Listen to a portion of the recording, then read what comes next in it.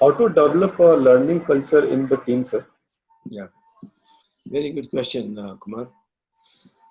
See, fundamentally, all adults ask only one question: why should I do this? Supposing I go and tell Kumar, please learn this. First question you will ask is, why should I learn it? So the first thing we need to develop a learning culture is to make people believe, or when you ask them to learn something, you must be able to show what is in it for them. Sometimes the learning leads to promotion opportunities. Sometimes learning leads to visibility. You become an industry expert and you want to speak in forums. Sometimes learning leads to a better job role. It improves your resume. Most importantly, learning makes you a complete person. You're continuously learning. You're always on top of your evolving skill sets of the future. So the first step to develop a learning culture in the team is to make them understand what is in it for them to learn. The second one, which I think is very unique to adults, because when you're talking about our team, we're all not school children or college children. We are actually live people working in jobs. We are called adults. Now, adults have some unique views or unique way of looking at learning, which are called principles of adult learning. The first principle, when adults want to learn, they don't want to be intimidated by new knowledge. Supposing I'm asking you to do something and you get intimidated very easily, then people give up learning. Because what it reminds them, when you get intimidated, means what? You are intimidated because you don't know. And when you don't know, if you're a defensive person, you want to avoid that problem. You don't want to acknowledge you don't know. Then you say, I don't need it. I don't want to know this. Right?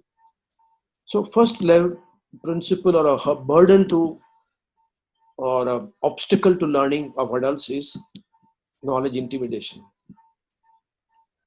So you should always break it up into smaller things, easy to understand things, so people can understand what you say. Whoever is a trainer or a learner or a learning coach have to do the job. The second aspect of adult learning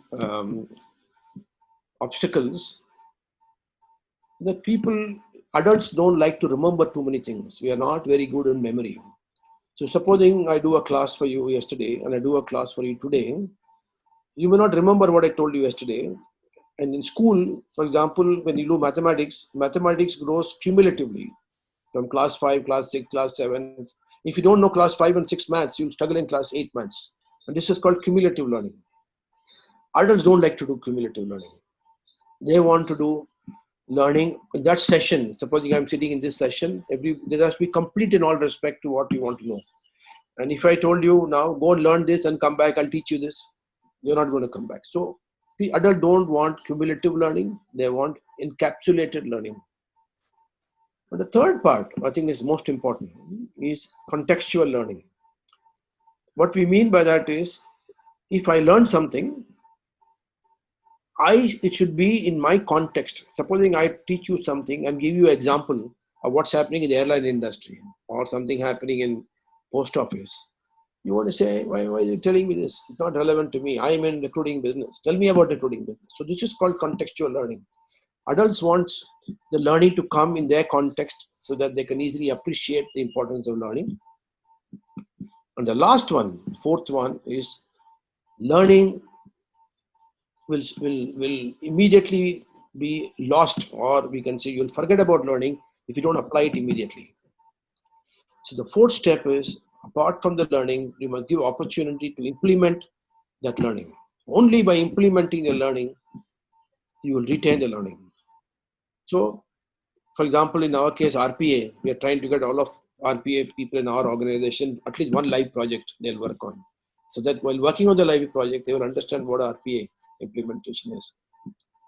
So now the next question is, what is the role of leader? Supposing I am a leader of the team, how do I inculcate the learning culture? The obvious thing, I have to lead from the front. I have to be a learner. Continuously, I'm showing people that I'm learning new things. I'm talking to them about learning new things. So the leader has to be a high quality learner. Second, the leader has to appreciate when people are making attempts to learn. Don't make fun of them. Many times leaders say, don't show off. I know you went for the class. Don't try to show off. Now, you're actually demeaning them for taking the initiative. So you have to support their ability or interest in learning very seriously. And the third is continuously encourage them when they are going at the learning path. Because, as I said, knowledge intimidation happens. Many reasons why obstacles are there. And if somebody is there, the boss or a leader is always encouraging people to learn and continuously taking a feedback and giving, like we are doing in many of the task forces, which is what I'm doing now, then obviously the learning interest goes up. So the leader's role is very important, who's part of the person who's encouraging the learning.